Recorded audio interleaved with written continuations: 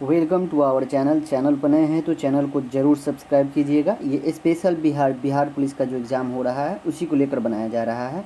और यहाँ से आपको 50 क्वेश्चन, टॉप 50 क्वेश्चन बिहार से रहेंगे। यहाँ से आपको कम से कम 1-2 क्वेश्चन लड़ने की आशंका रहेगी, लड़ जाएगी। और आगामी जो 70वीं बीपीएससी है उनके लिए भी इम्पोर्टेंट है, क्योंकि बिहार से बीपीएससी में कम से कम 15 क्वेश्चन पूछे जाते हैं, तो बिहार पढ़ना ज़रूरी है। वीडियो को पूरा देखें और क्वेश्चन को बनाएं, कितना आप बना पाते हैं। 50 क्वेश्चन का ये सीरीज है। देखिए, पहला क्वेश्चन है कि बिहार से प्राप्त मौर्य अभिलेखों की लिपि क्या थी। तो बिहार से जो भी प्राप्त मौर्य हैं उनकी अभिलेखों की जो लिपि थी वो ब्राह्मी थी। कैसी थी? ब्राह्मी लिपि। राइट आंसर ऑप्शन सी हो जाएगा। अगला क्वेश्चन है कि महावीर स्वामी ने किस स्थान पर अपना अंतिम उपदेश दिया था। महावीर स्वामी ये कौन थे? महावीर स्वामी के जान लेते हैं। तो महावीर स्वामी जो थे ये जैन धर्म के 24वें तीर्थकर थे। तीर्थकर यानी जैन धर्म में 24 तीर्थकर हुए, उनमें से 24वें तीर्थकर थे। और इनको जैन धर्म का वास्तविक संस्थापक इन्हीं को माना जाता है। अगर जैन धर्म में प्रथम तीर्थकर का बात करेगा तो याद रखिएगा उनका नाम है ऋषभदेव। क्या नाम है? ऋषभदेव हो जाएगा। ठीक है। अब यहाँ क्वेश्चन पूछ रहा है कि अपना उपदेश अंतिम कहाँ दिए थे। तो अंतिम उपदेश उन्होंने पावापुरी में दिया था। तो अगर अंतिम पावापुरी में दिया था तो प्रथम कहाँ पे दिया था? तो प्रथम उपदेश जो है उन्होंने राजगृह में दिया था। कहाँ पे? राजगृह। तो राइट आंसर कौन सा होगा? ऑप्शन सी हो जाएगा, क्योंकि यहाँ अंतिम पूछा हुआ है। अगला क्वेश्चन है कि प्रथम जैन संगीत की अध्यक्षता किस जैन आचार्य ने किया था। देखो, जैन धर्म को फैलाने के लिए जैन संगीत का आयोजन 2 बार किया गया था। और जो प्रथम जैन संगीत हुआ था उसके आचार्य के बारे में पूछ रहा है। और आचार्य जो थे वो अस्थूलभद्र थे। कौन थे?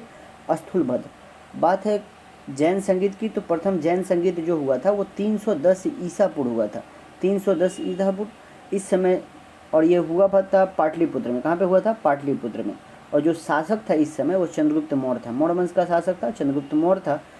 तो प्रथम जैन संगीत के शासक के शासनकाल में, तो चंद्रगुप्त मौर्य के शासनकाल में। कहाँ पे? तो पाटलिपुत्रा में हुआ था 310 ईसा पूर्व में। अध्यक्ष बोलेगा, इसको अध्यक्ष बोला जाता है। यहाँ जैन आचार्य लिख दिया है तो वो अस्थूलभद्र थे। ठीक है। अगला क्वेश्चन देखते हैं। अगला क्वेश्चन है कि निम्नलिखित में से मगध का कौन सा राजा सिकंदर महान के समकालीन था। तो सिकंदर के समकालीन बात कर रहा है तो याद रखिएगा नंदवंश का धनानंद था। धनानंद चौथा ये सिकंदर के समकालीन था। अगला क्वेश्चन हम लोग देखते हैं। अगला क्वेश्चन जो है 5 नंबर क्वेश्चन कर रहा है कि पाटलिपुत्र को मगध का अस्थायी राजधानी के रूप में किसने स्थापित किया था। तो अस्थायी राजधानी का बात कर रहा है तो इसका जो राइट आंसर हो जाएगा वो होगा कालाशोक। अस्थायी राजधानी का बात कर रहा है इसलिए कालाशोक राइट आंसर होगा, ऑप्शन ए हो जाएगा। ठीक है। अगला क्वेश्चन देखते हैं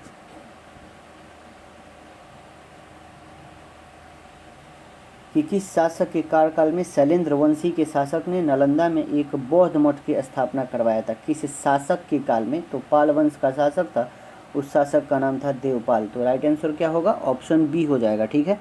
अगला क्वेश्चन है कि बक्सर के युद्ध के पश्चात किस मुगल शासक ने बिहार, बंगाल, उड़ीसा के क्षेत्र में लगान वसूली का अधिकार ईस्ट इंडिया कंपनी को दे दिया था। तो ये आपको शाह आलम द्वितीय ने दे दिया था। 12 अगस्त 1765 को इलाहाबाद की संधि के तहत ये आपको बंगाल, बिहार, उड़ीसा की दीवानी आपको शाह आलम द्वितीय ने किसको दे दिया था? तो ईस्ट इंडिया कंपनी को दे दिया था।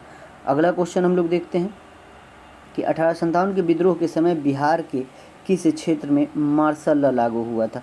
तो मार्शल लॉ ये पटना में भी लागू हुआ था, शाहाबाद में भी और सारण में। शाहाबाद जो आज आरा बोला जाता है उसी को शाहाबाद बोलते थे, इसलिए इसका राइट आंसर ऑप्शन डी होगा, उपयुक्त तीनों। अगला क्वेश्चन है कि पटना के बिहिटा में स्वामी सहजानंद सरस्वती ने किसान सभा का औपचारिक स्थापना किया था, औपचारिक रूप किया था। तो याद रखिएगा औपचारिक रूप से गठन कब किए थे इसके बारे में क्वेश्चन है।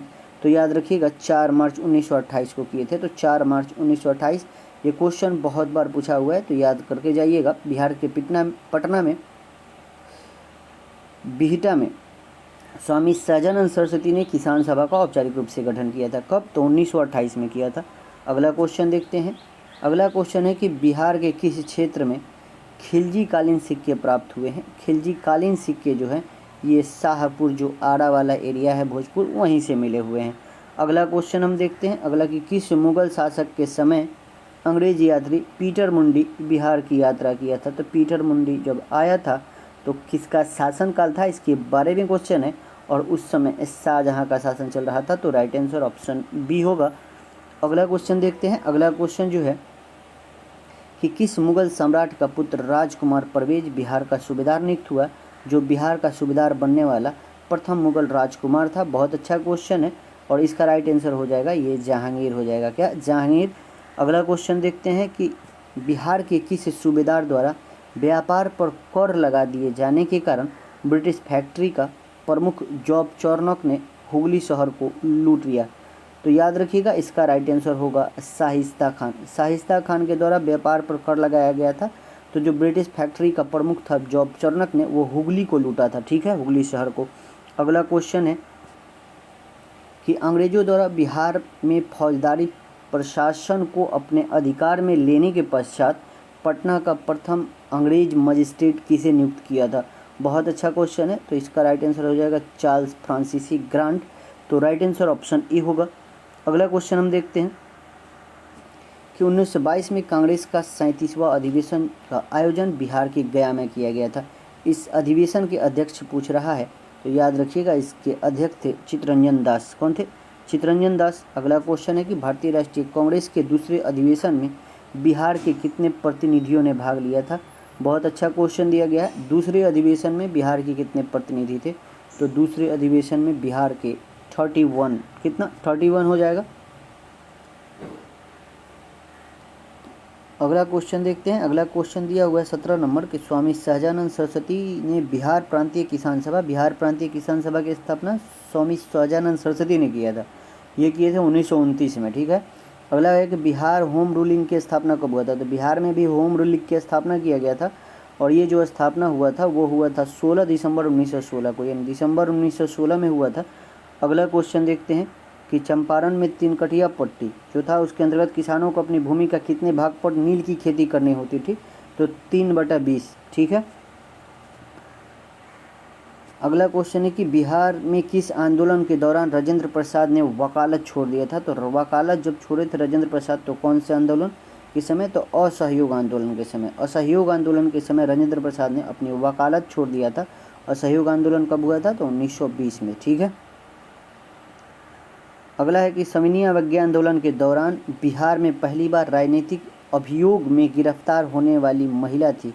तो सविनय अवज्ञा आंदोलन यानी नमक कर जो लगा था, नमक कानून 1930 में, तो उसी को सविनय अवज्ञा आंदोलन बोलते हैं। तो नमक सत्याग्रह के समय बिहार में पहली बार राजनीतिक अभियोग में गिरफ्तार होने वाली महिला के बारे में बात कर रहा है। तो इसका जो राइट आंसर जो हो जाएगा, साधना देवी भी हुई थी, सरस्वती भी और सरला हुई थी, इसलिए राइट आंसर तीनों हो जाएगा। तो ऑप्शन डी 1 से अधिक। ठीक है। अगला क्वेश्चन है कि डॉक्टर राजेंद्र प्रसाद को 9 अगस्त 1942 को गिरफ्तार करके भेजा गया था। तो इनको बांकीपुर जेल में रखा गया था। ठीक है। जो भारत छोड़ो आंदोलन चल रहा था 9 अगस्त को ही चालू हुआ था। इस समय अंग्रेजों ने ऑपरेशन पोलो के तहत, ऑपरेशन 0 आवर के तहत जितने भी प्रमुख कांग्रेस के नेता थे उनको गिरफ्तार कर लिया गया था। गांधी जी को आगा खां, पूना के आगा खां पैलेस में रखा गया था। जवाहरलाल नेहरू को अहमदनगर जेल में रखा गया था, और राजेंद्र प्रसाद को बांकीपुर जेल में। ठीक है। अगला क्वेश्चन देखते हैं कि प्लासी के युद्ध 1757 के उपरांत बिहार का उप नवाब किसे बनाया गया था। तो बिहार का उप नवाब का बात कर रहा है, किसे बनाया गया था। तो याद रखिएगा इसका राइट आंसर जो हो जाएगा मीरन को बनाया गया था। किसको? मीरन को बनाया गया था। तो राइट आंसर ऑप्शन ए। अगला क्वेश्चन देखते हैं हम लोग कि ईरानी यात्री मोहम्मद सादिक किस मुगल शासक के समय बिहार आया था। ईरानी यात्री मोहम्मद सादिक का बात कर रहा है, ये जहांगीर के शासनकाल में आया था। तो राइट आंसर ऑप्शन बी। अगला क्वेश्चन है कि निम्न में से कौन बिहार का अंतिम अफगान शासक था। बिहार का अंतिम अफगान शासक का बात कर रहा है, और ये था दाऊद खान करारनी। कौन था? दाऊद खान करारनी बिहार का अंतिम अफगान शासक था। अगला क्वेश्चन देखते हैं कि बिहार में लगभग कितने प्रतिशत भूभाग पर जलोढ़ मिट्टी का विस्तार है। तो लगभग बिहार में आपको 90% क्षेत्र में जलोढ़ मिट्टी मिलेगा। आगे है कि निम्नलिखित में से किस मिट्टी को धान के उत्पादन हेतु उपयुक्त माना जाता है। धान सबसे ज़्यादा उसमें होता है, इसलिए उसे उपयुक्त माना जाता है, और वो है खादर मिट्टी। कौन है? खादर मिट्टी। तो राइट आंसर ऑप्शन ए होगा। अगला क्वेश्चन है कि किस नदी को नारायणी के उपनाम से जाना जाता है। तो नारायणी के उपनाम से किसको जाना जाता है? तो राइट आंसर गंडक हो जाएगा। गंडक को सदा नीरा भी बोला जाता है और नारायणी भी बोला जाता है, ठीक है। मेची निम्नलिखित में से किसकी सहायक नदी है? मेची जो है ये एक महानंदा की सहायक नदी है।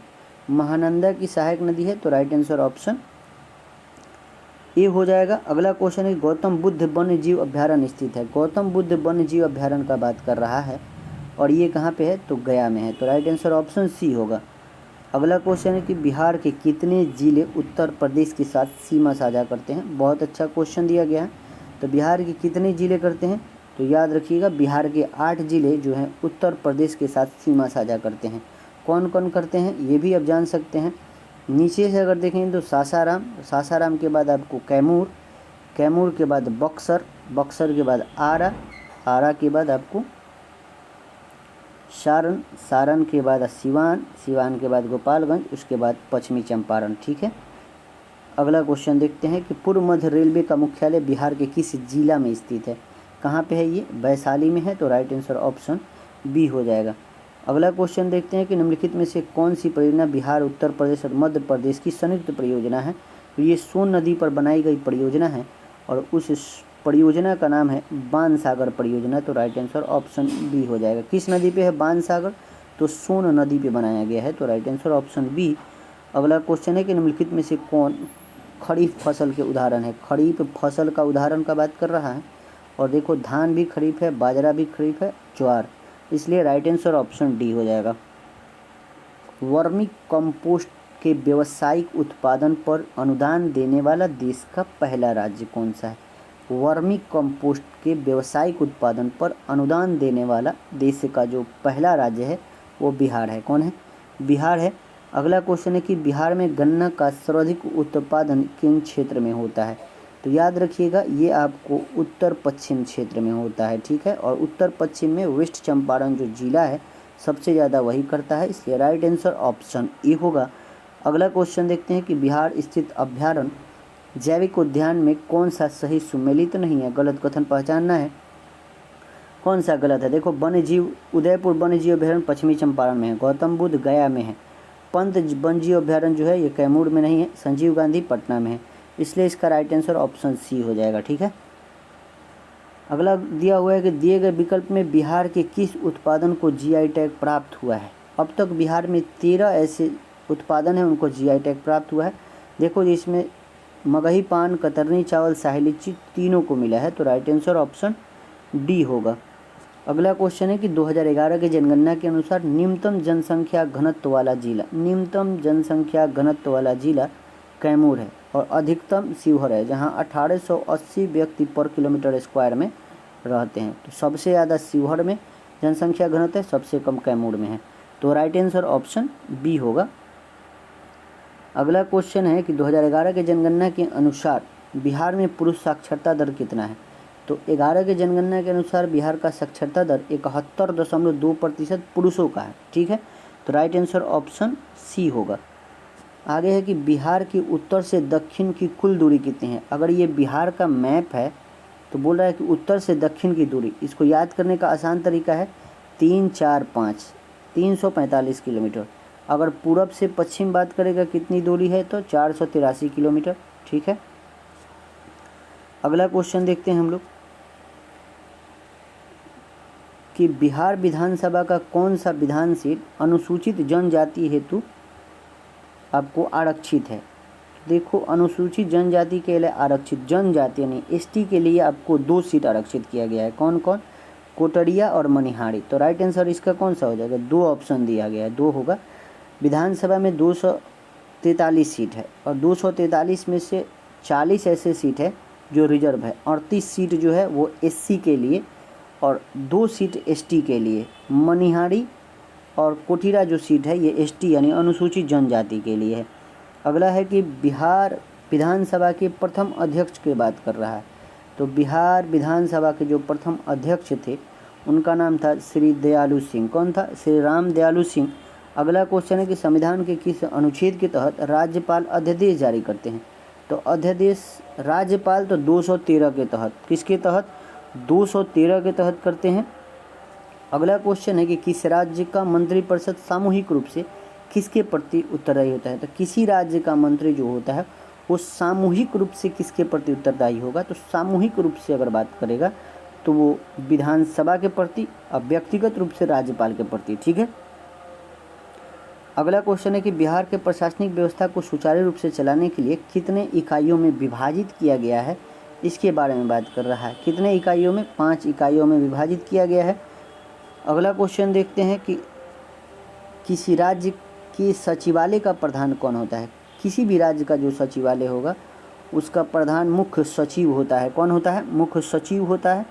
अगला क्वेश्चन देखते हैं कि पंचायती राज व्यवस्था के अंतर्गत प्रशासनिक कार्रवाई हेतु गठित जिला परिषद का कार्यकाल होता है। जिला परिषद का कार्यकाल 5 वर्ष ही होता है, तो राइट आंसर ऑप्शन बी। अगला क्वेश्चन है राज्य के मुख्य सूचना आयुक्त नियुक्त कौन करता है? तो मुख्य सूचना आयुक्त को नियुक्त कौन करेगा? तो राज्यपाल करेगा। अंतिम क्वेश्चन है कि बिहार के पहले गैर कांग्रेसी मुख्यमंत्री का बात कर रहा है और बिहार के पहले गैर कांग्रेसी मुख्यमंत्री का नाम है महामाया प्रसाद, तो इसलिए राइट आंसर ऑप्शन ए। आज के लिए इतना ही, और कल जिनका एग्ज़ाम है बिहार पुलिस को उनको बहुत सारी शुभकामनाएं, बेस्ट ऑफ लक। मिलते हैं हम आपको अगले वीडियो में। जय हिंद, जय भारत।